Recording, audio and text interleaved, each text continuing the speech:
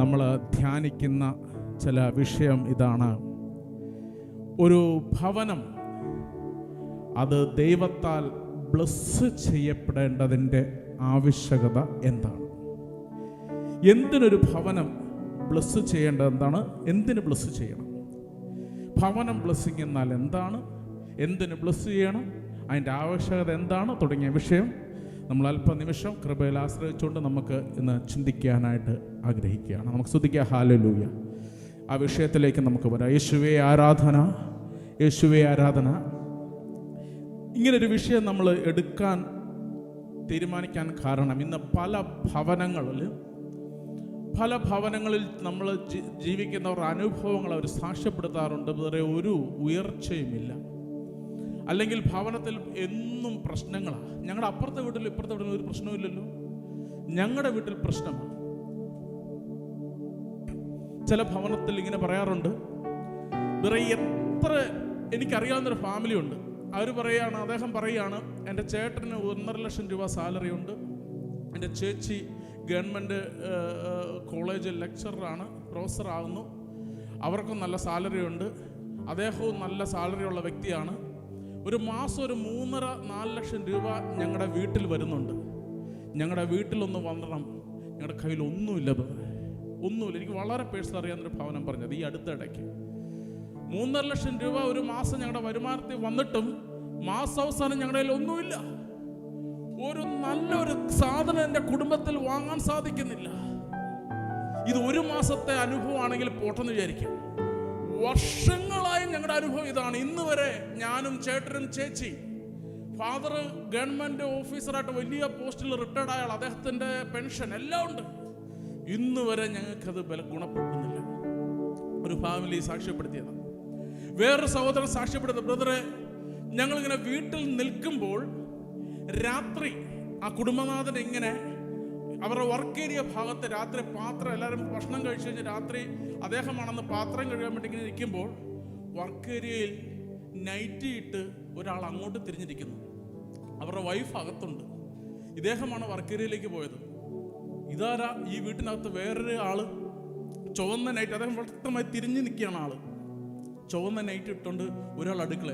ഇവർ 3 പേരും അല്ലാതെ വേറെ കുഞ്ഞുണ്ട്, ഭാര്യയുണ്ട്, ഗൃഹനാഥനുണ്ട്. ഇവരല്ലാതെ വേറെ ആരും ആ ഭവനത്തിലില്ല. പക്ഷെ 4ാമതൊരാൾ വർക്കരി ചെല്ലുന്നു. ഇദ്ദേഹം വാതിൽ തുറന്നിരുമ്പോൾ അങ്ങോട്ട് തിരിഞ്ഞ് റെഡ് നൈറ്റ് ഇട്ടിരിക്കുന്ന ആളെ കണ്ടു. പെട്ടെന്നൊരു മിന്നായം പോലെ അത് എങ്ങോട്ടോ മാഞ്ഞു പോയി. ഇദ്ദേഹം പറയാം, വളരെ വ്യക്തമായി ഞാൻ കണ്ടു 3ാമതൊരാൾ. അവർ പറയുക, രാത്രി അവരുടെ ഡൈനിങ് റൂമിൽ കഴിക്കാനിരിക്കുമ്പോൾ ഒരു നിഴല് ഇങ്ങനെ ടേബിളിൻ്റെ അതിലെ കൂടെ നടന്ന് അടുക്കള ഭാഗത്തിൻ്റെ വർക്ക് ഏരിയയിലൂടെ പോകും. മിക്കവാറും കാണാറുണ്ട്. ഞാൻ ഈ ഉണ്ടാക്കി കഥയൊന്നുമല്ല പറയുന്നത്. ആ ഫാമിലി ഒരുപക്ഷെ കൃപയിൽ ഒരുപക്ഷെ ഇതിനകത്ത് അറ്റൻഡ് ചെയ്യുന്നുണ്ടാകാം. അവരും ഇതിനകത്തുണ്ട്, ഞാൻ വിശ്വസിക്കുന്നു. ഇത് പല ഭവനങ്ങളും നടക്കുന്നു. ഇങ്ങനെ ഒരുപാട് കഥകൾ നമ്മൾ പറയുമ്പോൾ ചിലർ പറയുന്നു, ആ ഭവനത്തിൽ കിടന്നിട്ട് സമാധാനം ഇല്ലെന്ന് പറയാം.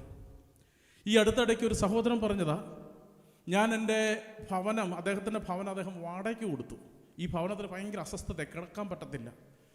അപ്പോൾ ഇദ്ദേഹം വിചാരിച്ചു, ഞാൻ എന്തെങ്കിലും തിന്മ ചെയ്തുകൊണ്ടായിരിക്കും എന്നെ അറ്റാക്ക് ചെയ്യുന്നത്. അതുകൊണ്ട് ഒരു കാര്യം ചെയ്യാം, ഞാൻ ഈ ഭവനത്തിൽ നിന്ന് മാറി താമസിക്കാം. എന്നിട്ട് നല്ലൊരു വീട്, ടൗണിലുള്ള ഒരു 2 നില മനോഹരമായ വീട്, ടൗണിൽ വലിയ പ്രോപ്പർട്ടിയൊക്കെയാണ്. അദ്ദേഹം അത് വാടക കൊടുത്തിട്ട് വേറെ താമസിച്ചു. ഇപ്പോൾ വാടകക്കാർ വിളിക്കുക, ഞങ്ങൾ എങ്ങനെയെങ്കിലും ഈ വീട്ടിൽ നിന്ന് പോവുകയാണ്. പ്രശ്നം തന്നെ, രാത്രി കിടക്കാൻ നിൽക്കുമ്പോൾ ആരോ ബെഡ്ഷീറ്റിൽ ആ കട്ടിലെ വന്നിങ്ങനെ നിൽക്കും. ബെഡ്ഷീറ്റുകളെല്ലാം ഇങ്ങനെ അലങ്കോലമാവും. കിടക്കുന്നവർക്ക് അസ്വസ്ഥത. അപ്പോൾ ഇവർക്കൊരു കാര്യം മനസ്സിലായി, തങ്ങൾക്കല്ല പ്രശ്നം, വീടിനാണ് പ്രശ്നം. സ്തോത്ര, ഹല്ലേലൂയ. ഇങ്ങനെ പല പ്രശ്നബാധിത വീടുകളുടെ ലിസ്റ്റുകൾ വളരെ കൂടിക്കൊണ്ടിരിക്കുക. എന്താണ് ഇങ്ങനെ കാരണം? എങ്ങനെ ഇതിനെ മാറ്റാം? അപ്പോൾ ഇതുപോലെയുള്ള വലിയ വിഷയങ്ങൾ നമ്മുടെ ഭവനത്തിൽ നിലനിൽക്കുകയാണ്. അതുകൊണ്ടാണ് നമ്മൾ ഇതിനെപ്പറ്റി പഠിക്കേണ്ടത്. ഇപ്പോൾ ഇതിനകത്തിരിക്കുന്ന പലരും വിചാരിക്കുക, എൻ്റെ വീട്ടിൽ പ്രശ്നമല്ലോ. നമ്മുടെ വീട്ടിലില്ലെങ്കിലും ഒരുപക്ഷെ നമ്മുടെ വീട്ടിൽ നിന്ന് മാറിയതായിരിക്കാം, അല്ല പല പ്രശ്നങ്ങളുള്ള ഭവനങ്ങളും ഉണ്ടായിരിക്കാം. ഇനി നമുക്കില്ലെങ്കിലും ഇങ്ങനെ പ്രശ്നങ്ങളുള്ള വീടുകൾ, ഇതുപോലുള്ള സാഹചര്യങ്ങളുള്ള വീടുകൾ, ഞാൻ പറഞ്ഞത് ഈ ബോണ്ടേജിൻ്റെ നിഴലോട്ടം മാത്രമാണ് ഉദ്ദേശിക്കുന്നത്. ചില ഭവനത്തിൽ സമാധാനമില്ല, ചില ഭവനത്തിൽ സ്വസ്ഥതയില്ല, ചില ഭവനത്തിൽ കിടന്നാൽ കഷ്ടതയും കടബാധകളെയും അസ്വസ്ഥതയും എന്ത് വേണ്ട ഒരു ഒരു ഉയർച്ചയില്ലായ്മ ഇങ്ങനെ ഭവനത്തിലുണ്ട്. അപ്പോൾ വിചാരിക്കുന്നത് ഭവനത്തിൻ്റെ ആണോ ഇനി വ്യക്തികളുടെ ആണോ? അന്നേരമാണ് ഇവിടെയുള്ള അനുഭവങ്ങളുള്ളത്. അല്ല, എൻ്റെ ഭവനത്തിൽ നേരിടുന്ന പ്രശ്നങ്ങളെപ്പറ്റി പലരും സാക്ഷ്യപ്പെടുത്തുകയാണ്. ഇങ്ങനെയുള്ളൊരു വിഷയത്തിലേക്ക് നമുക്കിന്ന് ചിന്തിക്കാം. ദൈവത്തെ നമുക്ക് ഒന്ന് ശക്തമായി സ്വതന്ത്രമായി സ്തുതിച്ചുകൊണ്ട് നമുക്ക് ഈ വിഷയത്തിലേക്ക് കിടക്കാം. യേശുവേ സ്തോത്ര, ഹല്ലേലൂയ. യേശുവേ ആരാധന, യേശുവേ ആരാധന. നമ്മൾ ചിന്തിക്കുമ്പോൾ ഭവനങ്ങൾ, വസ്തുവകകൾ ബ്ലസ് ചെയ്യേണ്ടതിൻ്റെ ആവശ്യകതയുണ്ടോ? ബൈബിളിൽ നോക്കിയാൽ വസ്തുവകകളെ ബ്ലസ് ചെയ്ത് നമുക്ക് കാണാൻ സാധിക്കും. ഭയങ്കര ശക്തമായിട്ട് പഴയ നിയമത്തിൽ വസ്തുക്കളെ മാത്രമല്ല ഭവനത്തെയും ബ്ലസ് ചെയ്യണം. ഭവനത്തിൻ്റെ ഡെഡിക്കേഷൻ വരെ വളരെ വ്യക്തമായിട്ട് പറഞ്ഞിട്ടുള്ള ഒരു വസ്തുതയാണ്. നമുക്ക് വചനത്തിലേക്ക് കിടക്കാം. അബ്രഹാം തൻ്റെ എല്ലാ സ്വത്തുവകകളും മൽക്കിസദേക്കിൻ്റെ മുമ്പിൽ സമർപ്പിക്കുമ്പോൾ അദ്ദേഹം അവൻ്റെ വസ്തുവകളെ ബ്ലസ് ചെയ്യുന്നുണ്ട്. ഈവൻ യേശു പോലും വസ്തുക്കളുടെ ബ്ലെസ്സിങ് ഉള്ളതാണോ എന്ന് ചോദിച്ചാൽ ഫുഡ് പോലും യേശു ബ്ലെസ് ചെയ്തിട്ടാണ് കൊടുക്കുന്നത്. വസ്തുക്കൾക്കുടെ മേൽ ബ്ലെസ്സിങ് ആവശ്യമുണ്ട്. സോളമൻ ദേവാലയ സമർപ്പിക്കുന്ന ദൈവത്തിന് സമർപ്പിക്കുന്നു. എല്ലാ വസ്തുവകളെയും മനുഷ്യർക്ക് മാത്രമല്ല മെറ്റീരിയൽ തിങ്സിനെയും ദൈവത്തിന് സമർപ്പിക്കുന്നത് ബൈബിളിൽ നമുക്ക് വളരെ വ്യക്തമായി കാണാൻ സാധിക്കും. സങ്കീർത്തനം 24:1 വായിച്ചാൽ ഭൂമിയും സമസ്ത വസ്തുക്കളും ദൈവത്തിൻ്റെതാണ്. എല്ലാ ഭവനവും അല്ലെങ്കിൽ എല്ലാ വസ്തുക്കളും ദൈവത്തിൻ്റെതാണ്. ദൈവത്തിന് നമ്മൾ സമർപ്പിക്കാറുണ്ട്. സ്തോത്ര, ഹല്ലേലൂയ. എന്നാൽ ഈ സമർപ്പിക്കപ്പെട്ട നമ്മുടെ ഭവനങ്ങളുണ്ട്, നമ്മുടെ വീടുകളുണ്ട്. ഇതിൻ്റെ മേൽ എന്തിനാണ് ബ്ലെസ്സിങ് നടക്കേണ്ട ആവശ്യകത? ബ്ലെസ് ചെയ്യേണ്ട ഭവനം എന്തിന് വിശുദ്ധീകരിച്ച് നമ്മൾ പ്രാർത്ഥിക്കണം? ബ്ലെസ് ചെയ്ത് ഡെലിവറൻസ് ചെയ്ത് പ്രാർത്ഥിക്കേണ്ട ആവശ്യകത എന്താണ്? സ്തോത്രം, നമുക്ക് സ്തുതിക്കാം. ഹല്ലേലൂയ. യേശുവേ ആരാധന, യേശുവേ സ്തോത്രം ചെയ്യുന്നു, യേശുവേ ആരാധിക്കുന്നു. നമ്മുടെ ഭവനങ്ങൾ സ്തുതിക്കണമേ. നമ്മുടെ ഭവനങ്ങൾ, ഇപ്പം നിങ്ങൾ പുതിയ വീട് വെച്ചവരായിരിക്കാം, പഴയ വീട്ടിൽ താമസിക്കുന്നവരായിരിക്കാം, അല്ലെങ്കിൽ ഏതെങ്കിലും വീട്ടിൽ സ്വന്തമായ വീടില്ല, പകരം ഏതെങ്കിലും ക്വാർട്ടേഴ്സുകളുണ്ടാകാം, അപ്പാർട്ട്മെൻറ്റിൽ വാടകയ്ക്ക് താമസിക്കുന്നുണ്ട്. ഇങ്ങനെ പല രീതി ഉണ്ടാവും. നമ്മൾ താമസിക്കുന്ന സ്ഥലം വിശുദ്ധീകരിച്ച് പ്രാർത്ഥിക്കേണ്ട, ബ്ലെസ് ചെയ്ത് പ്രാർത്ഥിക്കേണ്ട ആവശ്യകത ഉണ്ടോ? ഇതാണ് നമ്മളൊന്ന് ചോദിക്കേണ്ട ചിന്താവിഷയം. നമുക്ക് വചനഭാഗത്തേക്കൊന്ന് പോയാൽ ലേവ്യരുടെ പുസ്തകം 34 മുതൽ 48 വരെ നമുക്കൊന്ന് വായിക്കാം. ലേവ്യർ 14, 34 മുതൽ 48 വരെ വായിക്കണം. ഞാൻ നിങ്ങൾക്ക് അവകാശമായി നൽകുന്ന കാനാൻ ദേശത്ത് നിങ്ങൾ പ്രവേശിക്കുമ്പോൾ അവിടെ നിങ്ങളുടെ ഒരു വീടിന് ശ്രദ്ധിക്കണമേ, ഒരു വീടിനെ പറ്റി അവിടെ പറയുന്നത് നിങ്ങളുടെ വീട്. അപ്പോൾ ഈ വീട് വളരെ ഇമ്പോർട്ടൻ്റ് ആണ്. നിങ്ങൾക്ക് താമസിക്കാൻ നൽകുന്ന നിങ്ങളുടെ ഭവനം എങ്ങനെയായിരിക്കണം? നിങ്ങളുടെ ഒരു വീടിന് ഞാൻ പൂപ്പൽ വരുത്തിയാൽ വീട്ടുടമസ്ഥൻ വന്ന് പുരോഹിതനോട് തന്റെ വീടിന് ഏതൊരു രോഗബാധയുള്ളതായി തോന്നുന്നു എന്ന് പറയണം. വീടിന് രോഗബാധ, ഇതെന്താ പഴയ നിയമത്തിൽ അങ്ങനെ പറയുന്നത്? വീടിനൊരു രോഗബാധയുണ്ട്. അത് ആൾക്കാർക്ക് മാത്രമല്ല, നിങ്ങൾ താമസിക്കുന്ന ഭവനത്തിൽ ചില പ്രശ്നങ്ങൾ നമുക്ക് ചുരുക്കി വായിക്കാം. ചുരുക്കി ചിന്തിച്ചാൽ വീടിനൊരു രോഗബാധ അല്ലെങ്കിൽ വീടിനൊരു പ്രശ്നമുണ്ട്. നിന്റെ വീടിന് എന്തെങ്കിലും പ്രശ്നം ഉണ്ടെങ്കിൽ ചുമ്മാ പ്രശ്നം വന്നിട്ട് കുഴപ്പമില്ല, അത് മാറിക്കോളും, വീടിനല്ലേ അതൊക്കെ കൊണ്ട് മാറിക്കോളും എന്ന് വിചാരിച്ചിരിക്കാൻ ബൈബിൾ അനുവദിക്കുന്നില്ല. ബൈബിൾ എന്താ പറയുന്നത്? തുടർന്ന് വായിക്കുമ്പോൾ വീട്ടുടമസ്ഥൻ വന്ന് പുരോഹിതനോട്, വീട്ടുടമസ്ഥൻ പുരോഹിതനെ തന്നെ അല്ലെങ്കിൽ സഭാശ്രേഷ്ഠനെ കാണണം. പഴയ നിയമത്തിൽ തന്നെ അങ്ങനെയാ പറയുന്നത്. എന്ത് കാണണം? എന്ത് ചെയ്യണം? എന്നിട്ട് തന്റെ വീടിന് ഏതൊരു രോഗബാധയുള്ളതായി ആമേൻ തോന്നുന്നു എന്ന് പറയണം. എൻ്റെ വീടിനൊരു പ്രശ്നമുണ്ട്, നമുക്കിപ്പോൾ അങ്ങനെ പറയാം. എൻ്റെ വീട്ടിൽ സംതിങ് ഹാപ്പനിങ്, എന്തൊക്കെയോ ചില കാര്യങ്ങൾ എൻ്റെ വീട്ടിൽ സംഭവിക്കുന്നു. എന്ത് രീതിയിലാകാം? മുട്ടുന്ന ഒച്ച കേൾക്കാം, അല്ലെങ്കിൽ ആരോ നടക്കുന്ന പോലെ കേൾക്കുന്നു, പാത്രം താഴെ വീഴുന്ന ഒച്ച കേൾക്കുന്ന ശേഷം ചെല്ലുമ്പോൾ ഒന്നും കാണുന്നില്ല, അല്ലെങ്കിൽ ആരോ രാത്രി കിടക്കുമ്പോൾ കഴുത്തിന് ഇറുക്കി പിടിക്കുന്നു, അല്ലെങ്കിൽ എൻ്റെ വീടിൻ്റെ പ്രശ്നമുണ്ട്. ഇങ്ങനെ പ്രശ്നം വരുമ്പോൾ സ്വാഭാവികമായിട്ട് നിങ്ങൾ എന്തെങ്കിലും ഒരു പോംവഴിക്ക് വേണ്ടി ഓടത്തില്ലേ? ഓടുവോ? അയ്യോ, ആരും മിണ്ടുന്നില്ല, സോറി, നിങ്ങളുടെ മൈക്ക് മ്യൂട്ടാണ്. ഉണ്ടോ ഇല്ലയോ എന്ന് കൈവീശാം. നമുക്കൊരു പ്രശ്നം വന്നാൽ നിങ്ങളിരിക്കുമ്പോൾ കൊച്ചു ബാത്റൂമിൽ വരുമ്പോൾ ആരോ നിൽക്കുന്നു, കൊച്ചു പേടിച്ച് കരഞ്ഞു, പിറ്റേ ദിവസം രാവിലെ തന്നെ നിങ്ങൾ അടുത്ത സൊല്യൂഷന് നിങ്ങൾ നോക്കുകയില്ല, ശ്രമിക്കുകയില്ല. എനിവേ നമുക്കറിയാവുന്ന പോസിബിൾ വേയിൽ ലഭിക്കാവുന്ന എന്തെങ്കിലും സൊല്യൂഷൻ. ചിലർ രാവിലെ അച്ഛൻ്റെ അടുത്ത്, അച്ചോ എൻ്റെ വീട്ടിൽ ആരാണ്ട് നടക്കുന്ന അച്ചോ, എന്നൊന്ന് വരണം, പറയോ ഇല്ലയോ? ചിലർ അതും എടുക്കണം. ഏറ്റവും പവർഫുൾ മന്ത്രവാദി എവിടെയുണ്ട് അവനെ വിളിച്ചോണ്ട് വരണം, ഒന്ന് പുകയ്ക്കണം. ഓരോരുത്തരും അവരുടേതായ പോസിബിൾ വേ ഈ പ്രശ്നത്തിനൊരു സൊല്യൂഷൻ നമ്മളായാലും അന്വേഷിക്കുകയോ ഇല്ലയോ? അന്വേഷിക്കും. നമ്മുടെ ഭവനത്തിൽ കൊച്ചു രാത്രി ഒരു രൂപം വീട്ടിൽ നിൽക്കുന്ന പേടിച്ച് കരഞ്ഞു, കണ്ടു. നമുക്ക് ഇതിൽ പരം അത് എങ്ങനെയെങ്കിലും ഒരു സൊല്യൂഷൻ വരുത്താൻ നമ്മൾ നോക്കും എന്ന് പറഞ്ഞ പോലെ ഇവിടെ പറയുക, ഒരു ഭവനത്തിൽ എന്തെങ്കിലും പ്രശ്നം, ഒരു രോഗബാധ ഭവനത്തിൽ നിന്ന് നീ ഇസ്രായേൽ ജനത്തോട് പറയുക, നിങ്ങൾക്കുള്ള പോസിബിൾ വേ സൊല്യൂഷൻ, നീ ആരെ കാണണം? പുരോഹിതനെ കാണണം. അവിടെ ചെന്ന് പറയണം എന്തോ പ്രശ്നമുണ്ട്. തുടർന്ന് വായിക്കുമ്പോൾ, വീട്ടിലെ വസ്തുക്കളെല്ലാം അശുദ്ധമെന്ന് പ്രഖ്യാപിക്കാതിരിക്കാൻ, വീട്ടിലെ വസ്തുക്കൾ അശുദ്ധമാണെന്ന് പ്രഖ്യാപിക്കാതിരിക്കാൻ എന്ന് പറഞ്ഞാൽ അശുദ്ധമാകും, അശുദ്ധമാകാതെ ഇരിക്കാം. രണ്ട് ചാൻസുകളോടെ പറയുന്നു. അപ്പോൾ വീട്ടിലൊരു രോഗമുണ്ട്, വീട്ടിലൊരു പ്രശ്നമുണ്ട്, വസ്തുക്കൾ അശുദ്ധമാകുന്നു. തുടർന്ന് വായിക്കുമ്പോൾ, പരിശോധനയ്ക്ക് ചെല്ലുന്നതിന് മുമ്പ് അവയെല്ലാം വീട്ടിൽ നിന്ന് മാറ്റാൻ പുരോഹിതൻ കൽപ്പിക്കണം. അതിനുശേഷം പരിശോധനയ്ക്ക് ചെല്ലണം. അവൻ വീട് പരിശോധിക്കണം. വീടിന്റെ ഭിത്തിയിൽ മറ്റു ഭാഗങ്ങളെക്കാൾ കുഴിഞ്ഞ് പച്ചയോ ചുവപ്പോ നിറമുള്ള പാടുകൾ പ്രത്യക്ഷപ്പെട്ടാൽ വീട്ടിൽ നിന്ന് പുറത്തിറങ്ങി അത് 7 ദിവസത്തേക്ക് പൂട്ടിയിടണം.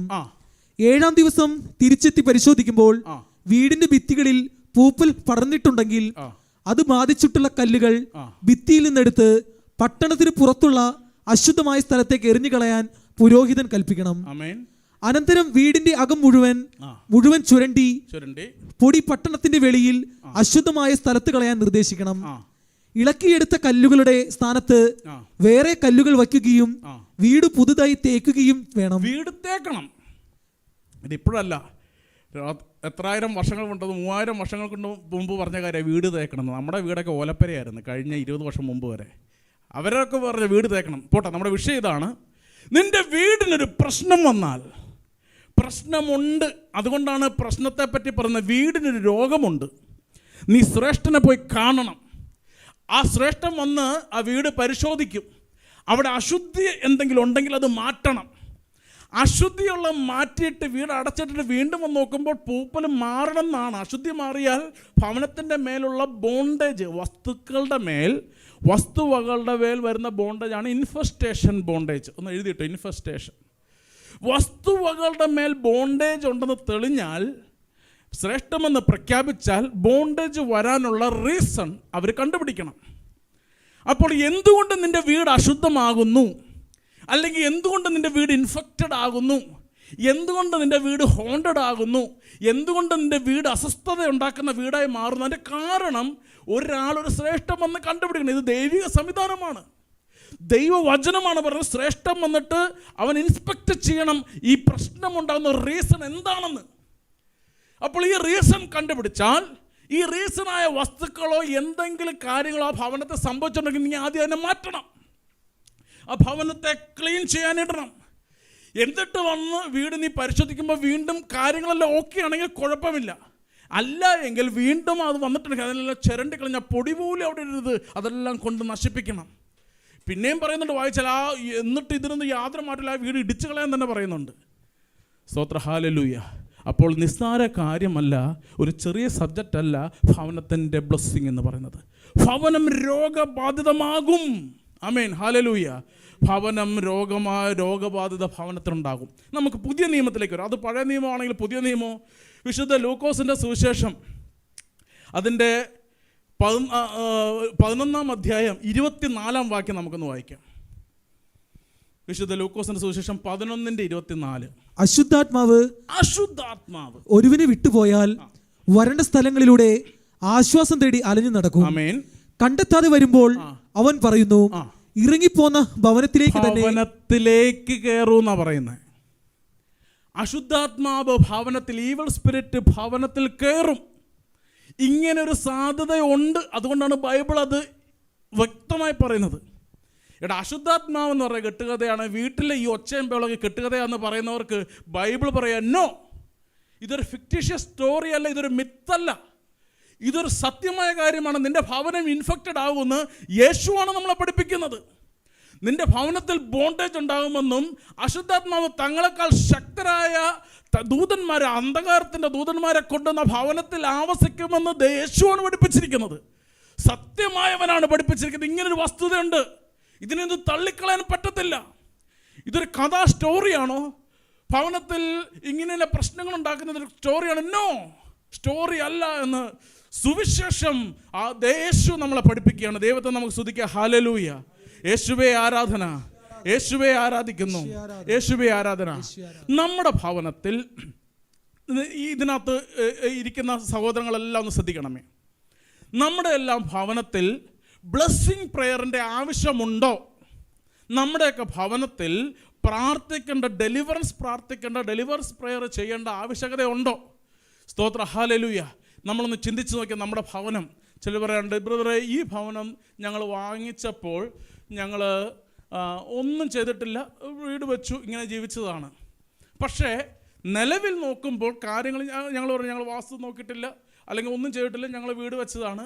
പക്ഷേ എന്നാലും ചില ഭവനത്തിൽ ചില പ്രശ്നങ്ങൾ കാണാം. വെച്ച ഭവനത്തിൻ്റെ അല്ല, നീ വാങ്ങിച്ച മണ്ണ് എങ്ങനെയുണ്ടായിരുന്നു, നീ വാങ്ങിച്ച ഈ മണ്ണ്, നീ വാങ്ങിച്ച ഭൂമി എങ്ങനത്തെ ഭൂമിയായിരുന്നു, അതാരുടെ കൈവശം ഇരുന്നതാണ് നമുക്കറിയത്തില്ല. അപ്പോൾ ഒരു വീട് മാത്രമല്ല, നമ്മൾ വാങ്ങിച്ച ആ മണ്ണ്, ആ വസ്തുവും, അല്ലെങ്കിൽ അവിടെ വെച്ചിരിക്കുന്ന ആ വീട് ആ മണ്ണിൻ്റെ മേലെ ഇരിക്കുന്നെങ്കിൽ നമ്മൾ വിചാരിക്കും നമ്മൾ പ്രയറിന് ശേഷം വീടൊക്കെ വെച്ചതാണ്, പക്ഷെ വാങ്ങിച്ച മണ്ണ് എങ്ങനെയാണെന്ന് അറിയത്തില്ല. അപ്പോൾ മണ്ണിൻ്റെ മേലെ ആവസിക്കുന്ന അന്ധകാരത്തിൻ്റെ മുകളിലാണ് നിൻ്റെ ഭവനം ഇരിക്കുന്നത്. ഇനി ചില വീടുകൾ ഇതുവരെ ബ്ലെസ്സിങ് പ്രെയർ നടത്തിയിട്ടില്ല. അപ്പോൾ ഒന്ന് പരിശോധിച്ച് നോക്കിയേ, ഇതുപോലെ എന്തെങ്കിലും അസ്വസ്ഥതകൾ. നമ്മൾ വിചാരിക്കുക എല്ലാവരുടെയും മേലിപ്പോൾ അന്ധകാരക്കെട്ട് ഞാൻ അടിച്ചേൽപ്പിക്കണം. എന്നോ അങ്ങനെ പറഞ്ഞിട്ടില്ല. ഇവിടെ പ്രശ്നമുള്ള ഭവനങ്ങളുണ്ട്, പ്രശ്നമില്ലാത്ത ഭവനങ്ങളുമുണ്ട്. നമ്മളിവിടെ പറയുന്നത് ഭവനത്തിൽ അന്ധകാരത്തിൻ്റെ പ്രവർത്തനങ്ങളുണ്ടോ എന്ന് നമ്മൾ പരിശോധിച്ച് നോക്കണം. നമുക്ക് സ്തുതിക്കുക, ഹല്ലേലൂയ, യേശുവേ ആരാധന, യേശുവേ ആരാധന. ഞാൻ പറയുന്ന ചില വിഷയങ്ങൾ, ചില കാര്യങ്ങൾ ഇവിടെ സംസാരിക്കുമ്പോൾ ആ വകുപ്പ് വഴി വന്നിട്ടുള്ള എന്തെങ്കിലും ക്ലെയിമുകൾ നമ്മുടെ ഭവനത്തിലുണ്ടോ എന്നൊന്ന് പരിശോധിച്ച് നോക്കുക. എല്ലാവർക്കും ഒന്ന് പരിശോധിക്കാം. നമുക്ക് സ്തുതിക്കാം. തയ്യാറാണോ? നമുക്ക് ചില ലിസ്റ്റുകളെ നമുക്കൊന്ന് പരിശോധിച്ച് നോക്കാം. ഇത് അടിസ്ഥാനത്തിൽ നമ്മുടെ ഭവനം എങ്ങനെ ഉണ്ടായിരുന്ന ഭവനമാണ് എന്നൊന്ന് പരിശോധിച്ച് നോക്കാം. ദൈവത്തെ നമുക്ക് സ്തുതിക്കാം. ഹല്ലേലൂയ, യേശുവേ ആരാധന, യേശുവേ സ്തോത്രം ചെയ്യുന്നു, യേശുവേ ആരാധിക്കുന്നു, ദൈവത്തെ സ്തുതിക്കുന്നു. ഹല്ലേലൂയ. ഒന്നാമതായി നമ്മുടെ ഇപ്പോൾ ജീസസിലെ ഇവിടെയുള്ള കുടുംബങ്ങൾക്കറിയാം, അന്ധകാരങ്ങൾ, ആഭിചാരങ്ങൾ നടത്തിയ ഭവനങ്ങൾ. അങ്ങനെയാണെങ്കിൽ തിരിച്ചറിഞ്ഞവർ, അതിനെ മനസ്സിലാക്കിയവർക്ക് മനസ്സിലാവും ഇതൊക്കെ നമ്മുടെ ഭവനത്തിന് ക്ലെയിമാണ് എന്നുള്ളത്. എന്നാൽ ഇല്ലാത്തവർ ഒന്ന് പരിശോധിച്ചേക്കണം. നമ്മുടെ ഭവനത്തിൽ ഏതെങ്കിലും തരത്തിലുള്ള അന്യ ആരാധനകൾ, അന്യ ആചാരങ്ങൾ, സ്തോത്രം, ഇങ്ങനെ എന്തെങ്കിലും നടത്തിയിട്ടുണ്ടോ? ഹല്ലേലൂയ എന്ന് പറഞ്ഞാൽ, ഉദാഹരണത്തിന് നമുക്ക് അറിയാം, ഞാൻ ചില വാക്കുകൾ സോഷ്യൽ മീഡിയയിൽ ഉപയോഗിക്കുന്നതിൽ തടസ്സമുണ്ട്, അതുകൊണ്ട് പറയാം. അന്യ ആരാധനയുടെ ചില ആചാരങ്ങൾ നമ്മുടെ വീട്ടിൽ നടത്തുക, ഹോമകുണ്ടങ്ങളൊക്കെ ഉണ്ടല്ലോ, അതൊക്കെ വെച്ചിട്ടുള്ള പരിപാടികൾ, ഇതൊക്കെ മറ്റ് റിലീജിയനുള്ളവർക്കും ഓക്കെ. പക്ഷെ ക്രിസ്ത്യാനിയെ, നീ ദൈവവചനത്തിൽ ജീവിക്കുവാൻ വിളിക്കപ്പെട്ടവനാണ്. യേശുവിൻ്റെ ശരീരമാകുന്ന നമ്മൾ ഓരോരുത്തരും ദൈവവചനത്തെ അനുസരിച്ച് മുന്നോട്ട് പോകേണ്ടവരാണ്. ഇവിടെ പറയാൻ നേരത്തെ നമ്മൾ കേട്ടു, നിന്റെ ഭവനത്തിൽ രോഗമുണ്ടാകാതിരിക്കാൻ നീ പരിശോധിക്കണം എന്താണ് എൻ്റെ പ്രശ്നമെന്ന്. ഭവനത്തിൽ ഏതെങ്കിലും തരത്തിലുള്ള അന്യാരാധനകൾ, ഭവനം തന്നെ ഈ നമുക്കറിയാം, ഈ വാസ്തു വിദ്യ പ്രകാരമുള്ള രീതിയിലാണ് വെച്ചതെങ്കിൽ, വാസ്തു എന്ന് പറയുന്നത് അതൊരു മറ്റ് ഒരു കൾച്ചറിൻ്റെ ഒരു റിലീജിയൻ്റെ ആരാധന സങ്കല്പമാണ്. അവരുടെ ദേവന്മാരുടെ ഒരു കൂട്ടായ്മയാണ് ഈ വാസ്തുദേവനും കൂടെയുള്ള 41 ദേവന്മാരുടെ സ്ഥാനങ്ങൾ ഭവനത്തിനകത്തുണ്ട്. 13 ദേവന്മാർ പുറത്തും ബാക്കിയുള്ളത് അകത്തുമായിട്ട് ചേർന്ന ഒരു കോംബോയിൽ ആണ് അവരുടെ ബ്ലെസ്സിങ് ഇരിക്കുന്നത്. പക്ഷെ നമുക്കതൊന്നുമില്ല. പക്ഷെ നിൻ്റെ ബിലീഫ് അതിലാണ് ചെയ്തതെങ്കിൽ ആ ഭവനം ഓൾറെഡി അത് ഇൻഫെക്റ്റഡ് ആണ്, അല്ലെങ്കിൽ അതിൻ്റെ മേലൊരു പ്രശ്നമുണ്ട്. സ്തോത്ര, ഹല്ലേലൂയ. ആഭിചാര ക്രിയകൾ, മന്ത്രവാദ പ്രവർത്തനങ്ങൾ, അല്ലെങ്കിൽ ഇതുപോലുള്ള വിഷയങ്ങൾ നിൻ്റെ ഭവനത്തിൽ നടന്നിട്ടുണ്ടോ എന്ന് വളരെ ശക്തമായി ഒന്ന് പരിശോധിച്ച് നോക്കണം. ഇങ്ങനെയുള്ള ഭവനത്തിലാണ് ഏറ്റവും കൂടുതൽ നമ്മൾ ഈ പറയും പോലെ ഈ അനക്കങ്ങൾ, ഓട്ടങ്ങൾ, ചാട്ടങ്ങളൊക്കെ നടക്കാനുള്ള സാധ്യതകൾ വളരെ കൂടുതലാണ്. സ്തോത്രം. ഇത് മാത്രമല്ല, വേറെയും സാധ്യതകളുണ്ട്. ഇത് നമ്മൾ ഒരു ബേസിക്കായിട്ട് പറഞ്ഞു പോവുക. ഈ ക്ലാസ്സിൻ്റെ തുടർന്നുള്ള ഭാഗങ്ങൾ അടുത്ത ക്ലാസ്സിലും ഉണ്ടാകും എന്ന് ഓർപ്പിക്കുന്നു. നമ്മൾ ബേസിക്കായിട്ടുള്ള കുറച്ച് കാര്യങ്ങൾ പഠിച്ചു പോകാം. അപ്പോൾ ഒന്നാമതായിട്ട് ശ്രദ്ധിക്കേണ്ടത്, നമ്മുടെ ഭവനത്തിൽ അന്യ ആരാധന സംബന്ധമായ വിഷയങ്ങൾ നടന്നിട്ടുണ്ട്. ഏത് രീതിയിൽ നിങ്ങളൊന്ന് പരിശോധിച്ച് നോക്കുക. അന്യ ആരാധന സംബന്ധമായ ആചാരങ്ങളോ അല്ലെങ്കിൽ അവരുടെ ജ്യോതിഷപരമായ രീതികളോ. ഇപ്പോൾ ചിലർ പറയും കന്യാകോണമാണ് അമ്മാമ്മ ആ വീട്ടിൽ, അവിടെ നിങ്ങൾ ടോയ്ലറ്റ് പണിയാൻ പാടില്ല, അത് നിങ്ങൾ മാറ്റണം. ചിലരെന്ത് ചെയ്യും? അത് പൊളിച്ച് മാറ്റും. അപ്പോൾ 6 വാക്ക് കേട്ടു. ഇന്നാൾ ഒരു ഭവനത്തിലൊരു സഹോദരൻ പറഞ്ഞതാ, എൻ്റെ വീട്ടിൽ നല്ല രീതിയിൽ ഇരുന്നതാ. ഒരു പണിക്ക് ദിവസം വീട്ടിൽ പറഞ്ഞു, ഓ ഇതിലെ കൂടെ കർണപ്പഴുതില്ലാത്ത കൊണ്ട് അനുഗ്രഹം ഈ വീട്ടിലുണ്ടാവില്ല. കർണപ്പഴുതെന്ന് പറഞ്ഞ ഒരു 5 അടി പൊക്കത്തിലൊരു ഹോള് വീടിൻ്റെ മുമ്പിൽ കൂടെ തുളച്ച് പുറകുവഴി കൊണ്ടുപോകണം. അപ്പോൾ വായു കയറി കടന്നു പോകാനാണ്, അത് ശാസ്ത്രമാണ്, അത് ചെയ്യണം. ഇവൻ വീടൊക്കെ കുത്തിപ്പൊളിച്ച് കർണപ്പഴുതുണ്ടാക്കിയതാണ്. പിന്നെ ഇന്നേ വരെ വീട് പുതുക്കി പണിയാൻ പറ്റിയിട്ടില്ല. 6 വാക്ക് കേട്ടു. അപ്പോൾ ഇങ്ങനെയുള്ള പ്രവർത്തനങ്ങൾ, ഇന്ന പോലെയുള്ള കാര്യങ്ങളൊക്കെ നമ്മുടെ ഭവനത്തിൽ സംഭവിച്ചിട്ടുണ്ടോ? ചിലവൊന്നും പറയും, അയ്യോ ഇവിടെ ഈ ജനൽ വെക്കാൻ പാടില്ല, ഇവിടെ പൂജാമുറി ആരാധന ഇത് വെക്കാൻ പാടില്ല, ഇവിടെ അത് വെക്കാൻ പാടില്ല. ഈ അളവ് തെറ്റാണ്. അളവ് ശരിയാക്കണം, ഇന്ന പോലെ ചെയ്യണം. അളവ് ശരിയാക്കണമെങ്കിൽ ഇന്ന പോലെ ചെയ്യണം. സ്തോത്ര, ഹല്ലേലൂയ. നമ്മളത് കേട്ട് അളവ് ശരിയാക്കാൻ അത് പൊളിക്കും ഇത് പൊളിക്കും ഇങ്ങനെയൊക്കെ ചെയ്യുമ്പോൾ ഓർക്കണം, നീ അനുസരിച്ചത് അന്യദേവൻ്റെ നാമത്തിലുള്ള ആൾക്കാരുടെ വാക്കുകളാണ്, അന്യദേവൻ്റെ ശാസ്ത്രങ്ങളാണ്. സ്തോത്ര, ഹല്ലേലൂയ. യേശുവേ ആരാധന. അപ്പോൾ ക്ലെയിം ആയിട്ടുള്ള ആചാരങ്ങൾ ആദ്യം ഭവനത്തിൽ സംഭവിച്ചിട്ടുള്ളോ എന്ന് പരിശോധിച്ച് നോക്കിയാൽ ഇതെല്ലാം ക്ലെയിം വരാനുള്ള കാരണങ്ങളാണ്. ഇനി നമുക്ക് ഓടിച്ചു പോകാം. ചില മണ്ണ്, നാളൊരു ഭവനത്തിൽ കഴിഞ്ഞ ദിവസം ഞാനും ഡസ്റ്റിൻബറും കൂടെ ഒരു ഭവനത്തിൽ പോകാനിടയുണ്ടായി. അപ്പോൾ അവർ പറയുക, ഈ ഭവനം ഇപ്പം അവിടെ ചെന്നപ്പോൾ ദൈവം ഒരുപാട് കാര്യങ്ങൾ ഇങ്ങനെ സംസാരിക്കുക. അപ്പോൾ അവരോട് ചോദിച്ചു, എന്താ പ്രശ്നം ഇന്ന പോലെ? അപ്പോൾ ദൈവം കാണിച്ചു തന്നു, എന്തോ കൊണ്ട് കുഴിച്ചിടുന്നു. അപ്പോൾ അവർ പറഞ്ഞു, യെസ് ഞങ്ങൾ കുഴിച്ചിട്ടുണ്ട്. ഏതോ ഒരാൾ പറഞ്ഞു, എന്തോ പഞ്ചലോകത്തിലെ എന്തോ ഒരു കുരിശുണ്ടാക്കിയിട്ട് 4 മൂലയ്ക്ക് വിടാൻ പറഞ്ഞു. അങ്ങനെ ഞങ്ങൾ ഇട്ടതാ. ഞാൻ പറഞ്ഞു, വല്ല വിടുതലുണ്ടായോ? ഡസ്റ്റിൻബർ അവരോട് ചോദിച്ചു, വല്ല വിടുതലുണ്ടോ? എവിടെ വിടുതൽ? അന്ന് തൊട്ട് പ്രശ്നം കൂടിയതേ ഉള്ളൂ. അതന്നെ കുരിശിട്ടിട്ട് പ്രശ്നം മാറാത്ത. കുരിശ് ഉയർത്താനുള്ളതാണ്, കുഴിച്ചിടാനുള്ളതല്ല. അന്ധകാരത്തിൻ്റെ പ്രവർത്തനങ്ങൾ അങ്ങനെ ഉപദേശിക്കുന്നത് കുഴിച്ചിടണം, നിൻ്റെ കട്ടിളക്കാലിൻ്റെ മേലെ കുഴിച്ചിടണം. കുഴിച്ച ബലിപീഠത്തിൽ ചവിട്ടാൻ പാടില്ലെന്ന നിയമം. കർത്താവിൻ്റെ ബലിപീഠമാണ്, അത് കവച്ചോ. നിൻ്റെ നഗ്നത കാണാതിരിക്കാൻ നീ ബലിപീഠത്തിലൂടെ കവച്ച് നടക്കരുത്, ചവിട്ടിക്കയറരുത്.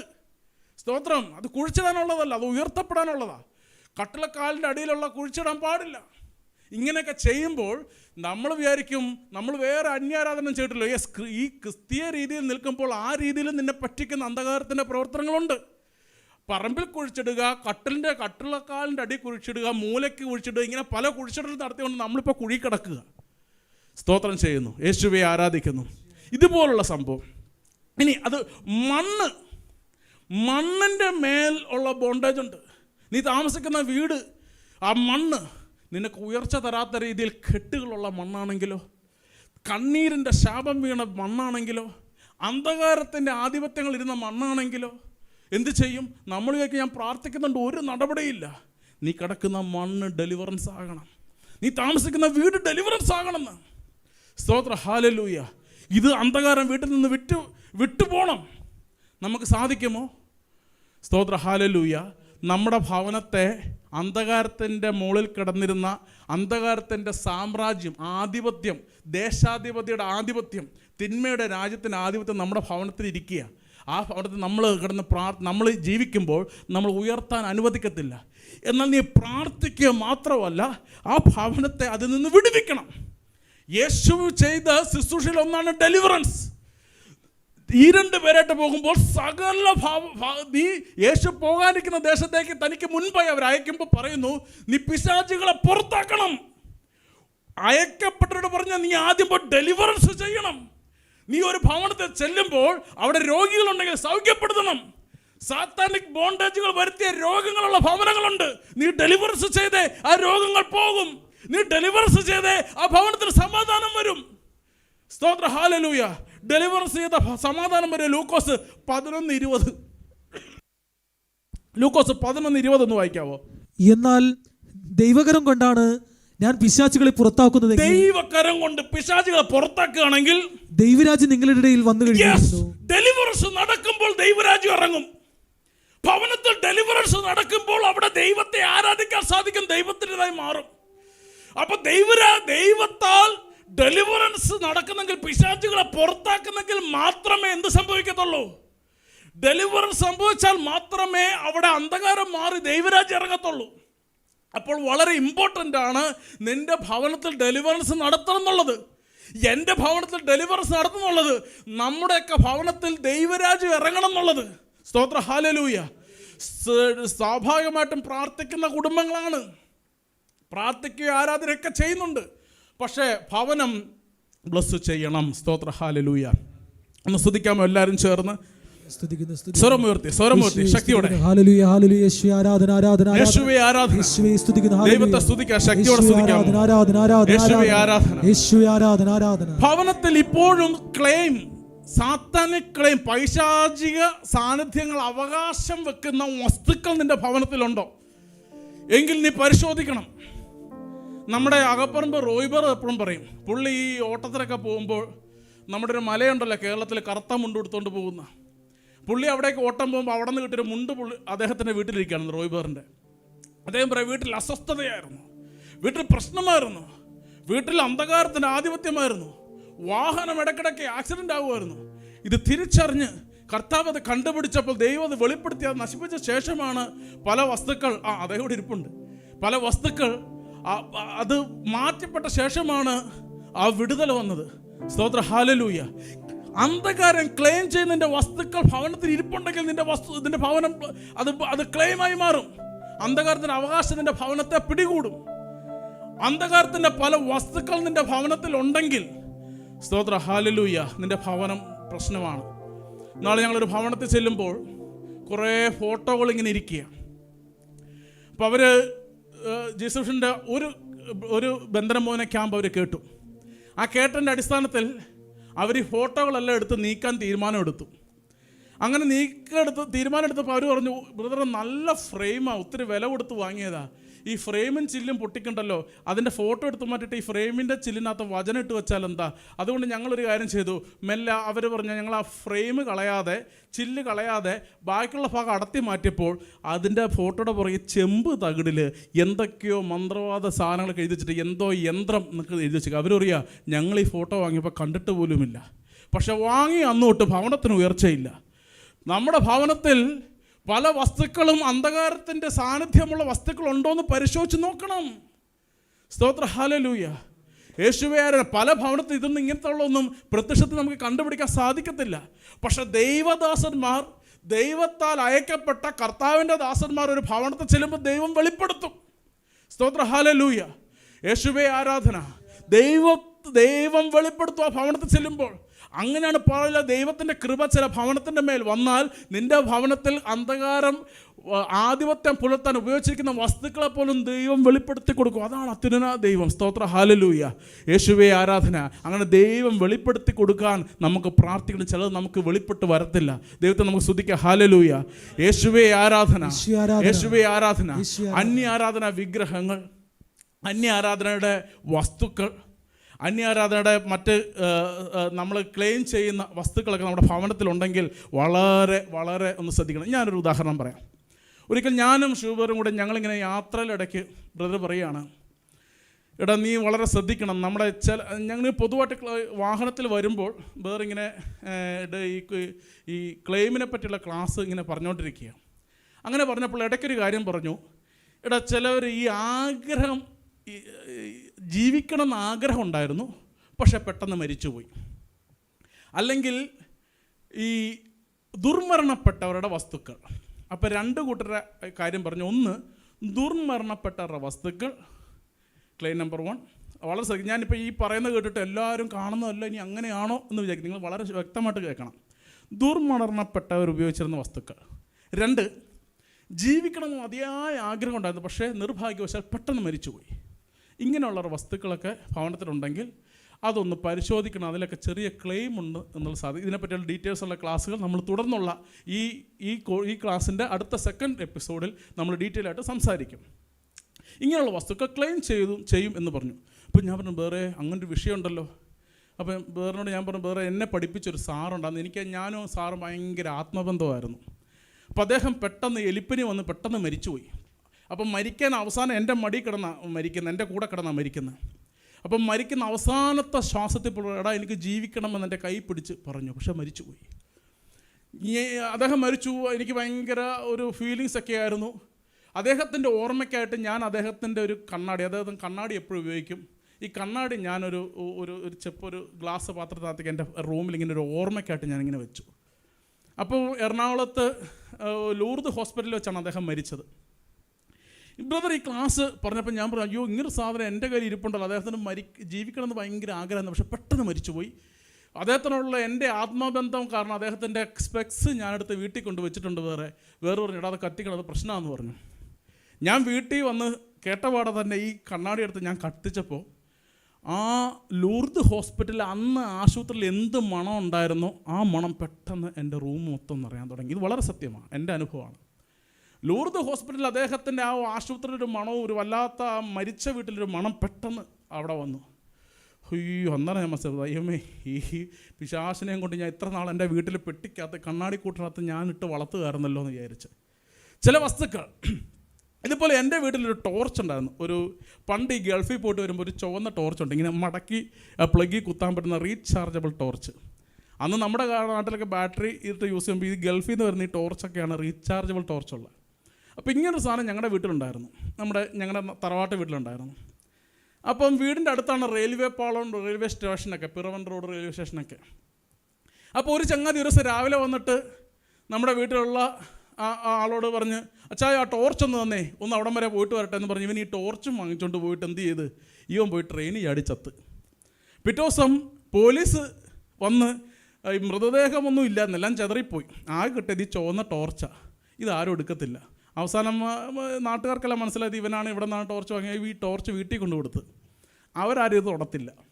അപ്പം ഞാൻ ഈ നിരീശ്വരവാദിയായിരുന്ന കാലത്ത് ഞാൻ നോക്കുമ്പോൾ ഒരു ടോർച്ച് ആർക്കും വേണ്ടാതെ വെറുതെ ഇരിക്കുന്നത്, ഞാൻ പോയി എടുത്തുകൊണ്ട് വന്ന്. അപ്പോൾ നമ്മളെല്ലാ വള്ളികളും നമ്മളിങ്ങനെയാണ് ചുവന്നുകൊണ്ട് വരും. അപ്പോൾ ഇങ്ങനൊരു വള്ളി ഞാനും ചുവന്നുകൊണ്ട് വന്ന് ഈ ചുവന്ന ടോർച്ച് എൻ്റെ വീട്ടിൽ ഇരിക്കുക. ബ്രദർ ഈ ക്ലാസ് പറയുമ്പോൾ ദൈവം ഒന്ന് കണ്ണാടി പിശാച് ലൂർദിൻ്റെ മണവും ഒന്ന് പോയി അടുത്ത് ഇരുമ്പോൾ ടോർച്ച് ഈ സാധനം എടുത്ത് കത്തിച്ച്, ഈ സാധനം എടുത്ത് ഉപേക്ഷിച്ച്. അതോടെയാണ് ഈ ചില രോഗാവസ്ഥകൾ, അസ്വസ്ഥതകൾ ഇതെല്ലാം മാറിയത്. നമ്മുടെ ഡിനോബർ, ന്യൂസിലാൻഡിലുള്ള ഡിനോബറിന് അദ്ദേഹത്തിൻ്റെ ഓഫീസിലൊരു വലിയ ഇരുമ്പലമാരിയുണ്ട്. അപ്പോൾ ഇദ്ദേഹത്തിൻ്റെ ഒരു പാർട്ട്ണർ പോയിട്ട് നല്ല ഉയർച്ച കിട്ടുമെന്ന് പറഞ്ഞ് ചാത്തൻ സേവയുടെ അടുത്തോട്ട് ഏതാണ്ടൊരു സേവാ സ്ഥാനം എടുത്ത് ഈ അലമാരി കൊണ്ടാണ് ഇവരുടെ ഓഫീസിൽ കൊണ്ട് പൂട്ടി വെക്കുന്നത്. അപ്പോൾ ഈ സാധനം ഇരിക്കുമ്പോൾ ധനം അങ്ങോട്ട് വർദ്ധിക്കും. ഇതാണ് മറ്റവൻ്റെ പാർട്ട്ണറുടെ ഉപദേശം. ആദ്യത്തെ കുറച്ച് നാൾ ധനം വർദ്ധിച്ചു, പിന്നെ ധനം വർദ്ധിക്കുന്നതല്ല, ഉള്ളത് ഓടി രക്ഷപ്പെടുക, കടക്കാരെ കാണാതെ ഓടി രക്ഷപ്പെടുന്ന, ഒളിച്ച് താമസിക്കേണ്ട അവസ്ഥ. പിന്നീട് അദ്ദേഹം ജീസസിൽ വന്നു, എല്ലാം വന്നു, അതെല്ലാം ഉപേക്ഷിച്ചു പ്രാർത്ഥനയിലൊക്കെ ആയിട്ടും ഈ ഡിനോബറിൻ്റെ തലവേദന മാറത്തില്ല. മൈഗ്രെയിൻ തലവേദന വേണേൽ ചോദിച്ചു നോക്കിയോ നിങ്ങൾ, മൈഗ്രെയിൻ തലവേദനയാണ്. അപ്പോൾ അദ്ദേഹം എന്ത് ചെയ്തു, ഇങ്ങനെ പ്രാർത്ഥിച്ചപ്പോൾ ദൈവം വെളിപ്പെടുത്തിയുടെ ഒരു അലമാരി കാണിക്കുന്നുണ്ടല്ലോ. അപ്പോഴാണ് ഓർത്ത്, അയ്യോ ഈ അലമാരി പണ്ടില്ല, സാധനം പൂട്ടി വെച്ചതാണ്. കിട്ടിയ കാശിന് ആക്രിക്കാരന് തൂക്കി വിറ്റു. ആ ദിവസം വൈകുന്നേരം, ഉച്ചയ്ക്ക് വിറ്റു, വൈകുന്നേരം തലവേദന മാറി. അദ്ദേഹത്തിന് ഇന്ന് വരെ പിന്നെ തലവേദന വന്നിട്ടില്ല. ചില സാധനം, നിൻ്റെ വസ്തു, നിൻ്റെ ഭവനത്തിലിരുന്ന നിൻ്റെ രോഗത്തെ പോലും, നിൻ്റെ ആരോഗ്യത്തെയും നിൻ്റെ സാമ്പത്തികമൊക്കെ ക്ലെയിം ചെയ്ത് കളയും. നിങ്ങളൊന്ന് ആലോചിച്ച് നോക്കി, എന്തെങ്കിലും ഇതുപോലുള്ള വസ്തുക്കൾ, എന്തെങ്കിലുമൊക്കെ കാര്യങ്ങൾ ഭവനത്തിലുണ്ടെങ്കിൽ നിൻ്റെ ഭവനവും ക്ലെയിമാണ്, നിൻ്റെ ആരോഗ്യവും നിൻ്റെ സാമ്പത്തികവും എല്ലാം പ്രശ്നമാണ്. സ്തോത്രം, നമുക്ക് സ്തുതിക്കാം. ഹല്ലേലൂയ. യേശുവേ ആരാധന. ദൈവത്തെ സ്വരം മുത്ത് സ്തുതിക്കാമോ? യേശുവേ സ്തോത്രം ചെയ്യുന്നു, യേശുവേ ആരാധിക്കുന്നു.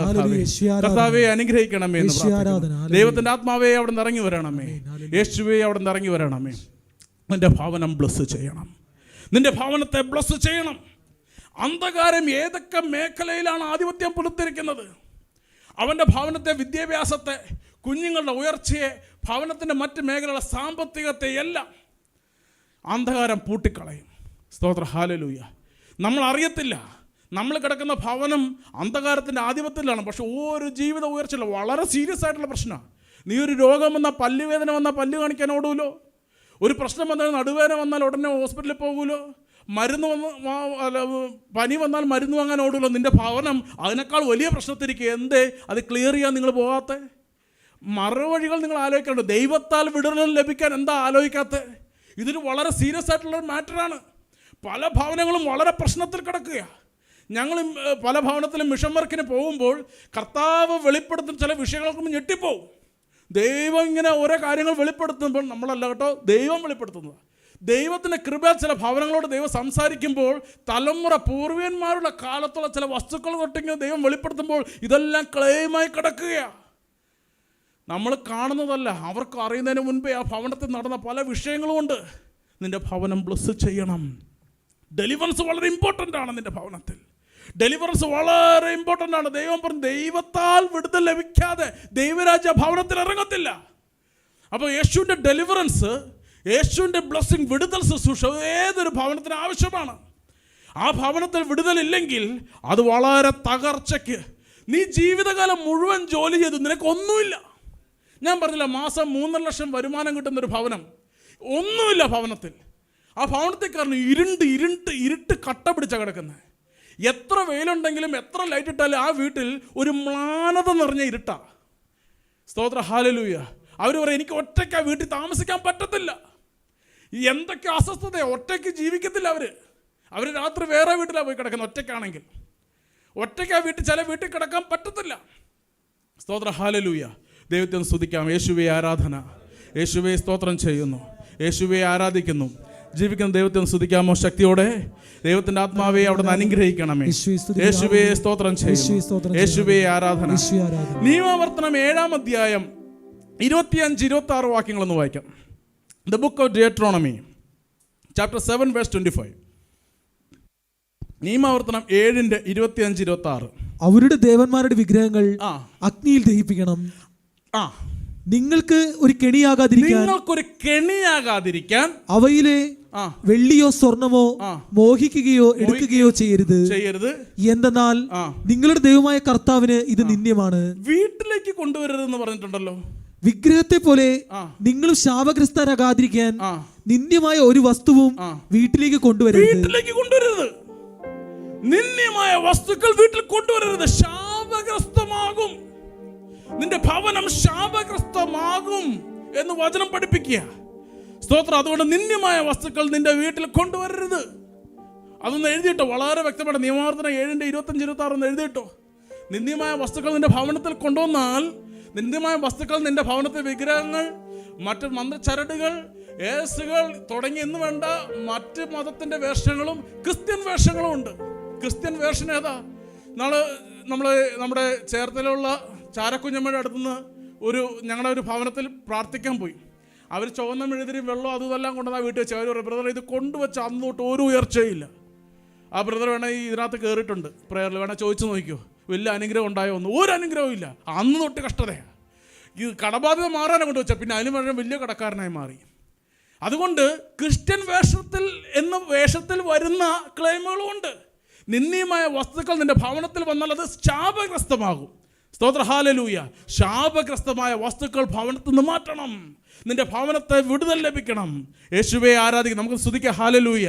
നിഷിദ്ധ വസ്തുക്കൾ ജോഷുവ 7 നമുക്ക് പെട്ടെന്ന് നിർത്താം. ഇതിന്റെ അടുത്ത എപ്പിസോഡിൽ നമുക്ക് അടുത്ത ക്ലാസ്സിൽ നമുക്ക് കൂടുതൽ വ്യക്തമായിട്ട് ഇതിന്റെ കാര്യങ്ങൾ നമുക്ക് കേൾക്കാം. ജോഷുവ 7:11. ജോഷുവയുടെ പുസ്തകം 7-ാം അധ്യായം 11-ാം വാക്യം. ഇസ്രായേൽ പാപം ചെയ്തിരിക്കുന്നു, എന്റെ കൽപ്പന അവർ ലംഘിച്ചു.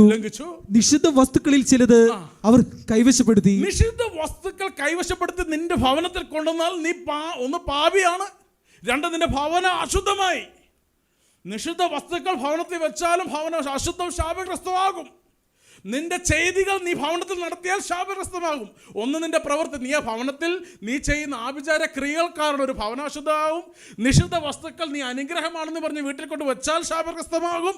ഇതെല്ലാം അശുദ്ധമാകും. ഇതാണ് ആദ്യമേ പറഞ്ഞത്. ലേവ്യര് നമ്മൾ വായിച്ചല്ലോ, നിന്റെ ഭവനത്തിൽ ഒരു രോഗബാധയുണ്ട്. ബാധയുണ്ടാകാനുള്ള കാരണം പലതാ. നിഷിദ്ധ വസ്തുക്കൾ, നിന്റെ ചെയ്തികൾ, ഭവനത്തിൽ അന്ധകാരത്തിന്റെ ആഭിചാരങ്ങൾ നടത്തിയിട്ടുണ്ടോ, ഇതെല്ലാം ഭവനത്തിൽ ക്ലെയിമാണ്. ആ ഭവനത്തിൽ ഉയർച്ചയെ തടയും, രോഗത്തെ കൊണ്ടുവരും, തലമുറയെ നശിപ്പിക്കും, മാരകമായ രോഗങ്ങൾ ഇട്ടു തരും. സ്തോത്ര, ഹല്ലേലൂയ. സമാധാനമില്ലാത്ത ഭിന്നതകൾ ആ ഭവനത്തിൽ ഉണ്ടായിക്കൊണ്ടേയിരിക്കും. ആ മെഡിക്കൽ സയൻസിന് കണ്ടുപിടിക്കാൻ പറ്റാത്ത തരത്തിലുള്ള രോഗങ്ങൾ കൊണ്ടുവരാനുള്ള സാധ്യതകൾ പല ഭവനത്തിലും ഉണ്ട്. അന്ധകാരം പുറത്തു പോകണം. ദൈവത്തെ നമുക്ക് സ്തുതിക്കാം. ഹല്ലേലൂയ. യേശുവേ ആരാധന. ഒന്ന് ശ്രദ്ധിക്കണമേ, ഇവിടെ നമ്മൾ ചുരുക്കാം. പല ഭവനങ്ങളും ബ്ലസ് ചെയ്ത ഭവനങ്ങളാണ്. അപ്പം നിങ്ങൾ വിചാരിക്കും ഞങ്ങളുടെ ഭവനത്തിൽ ഷുഗർ വന്ന് പ്രാർത്ഥിച്ചാണല്ലോ, ഞങ്ങളുടെ ഭവനത്തിൽ ഇന്ന ബ്രദർ വന്ന് പ്രാർത്ഥിച്ചാണല്ലോ. പ്രാർത്ഥിച്ചിട്ട് ഇപ്പോൾ 6-7 വർഷമായി. നിൻ്റെ ഭവനം ഒരു 5 വർഷം കൂടുമ്പോൾ ഇതിൻ്റെ ബ്ലെസ്സിങ് പുതുക്കേണ്ടതുണ്ട്. 5 വർഷം എന്നല്ല, ബ്ലെസ്സിങ് പുതുക്കി പോകേണ്ടതാണ്. കാരണം അന്ധകാരത്തിൻ്റെ ആധിപത്യങ്ങൾ നിൻ്റെ ഭവനത്തിൽ ബലപ്പെട്ടേക്കാം. ഈ തെങ്ങ് വെട്ടുമ്പോൾ മോള് വെട്ടും, വേര് താഴെ കിടക്കും. പാപത്തിൻ്റെ വേരുകൾ, ശാപത്തിൻ്റെ വേരുകൾ ബലം പ്രാപിക്കുന്ന സമയങ്ങളുണ്ട്. അന്ധകാരം വീണ്ടും അവിടെ ആധിപത്യം പുലർത്താൻ ശ്രമിക്കുന്ന ശ്രമങ്ങളുണ്ട്. നിൻ്റെ ഭവനത്തിൽ എങ്ങനെയെങ്കിലും ഇറങ്ങിപ്പോകുന്നവൻ കയറാൻ ശ്രമിച്ചുകൊണ്ടിരിക്കുക. ആ ബ്ലെസ്സിങ്ങിനെ പുതുക്കിക്കൊണ്ടിരിക്കണം. സ്തോത്ര ഹല്ലേലൂയ. അതുകൊണ്ട് നമ്മുടെ ഭവനത്തിൽ വരുമ്പോൾ, ഇപ്പോൾ ഉദാഹരണം, നമ്മൾ ആയിരിക്കുന്ന സഭയിൽ നിന്നൊക്കെ ആൾക്കാർ ബ്ലസ് ചെയ്യാൻ വരാറുണ്ട്. നല്ല കാര്യം, ബ്ലസ് ചെയ്യണം, അതൊക്കെ നല്ലതാണ്. പക്ഷേ ശ്രദ്ധിക്കണമേ, ഐഡൻറ്റിഫിക്കേഷൻ ഓഫ് ദ സ്പിരിറ്റ്.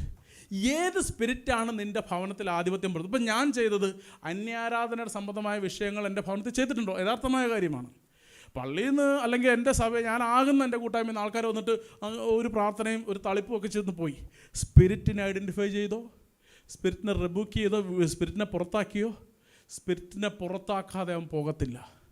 സ്പിരിറ്റിനെ വിടുവിക്കാതെ കളയാതെ പോകത്തില്ല.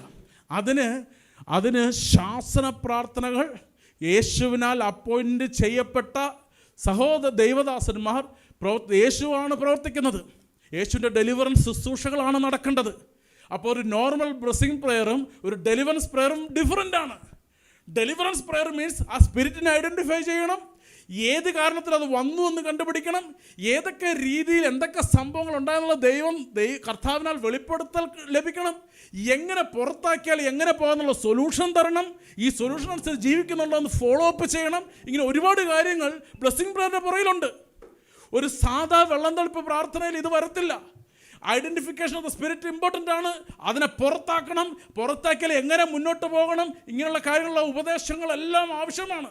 അത് മാത്രമല്ല, ഇത് പുതുക്കിക്കൊണ്ടിരിക്കേണ്ട ഒന്നാണെന്ന് കർത്താവ് ഓർപ്പിക്കണം. ദൈവത്തെ നമുക്ക് സ്തുതിക്കാം. ഹല്ലേലൂയ.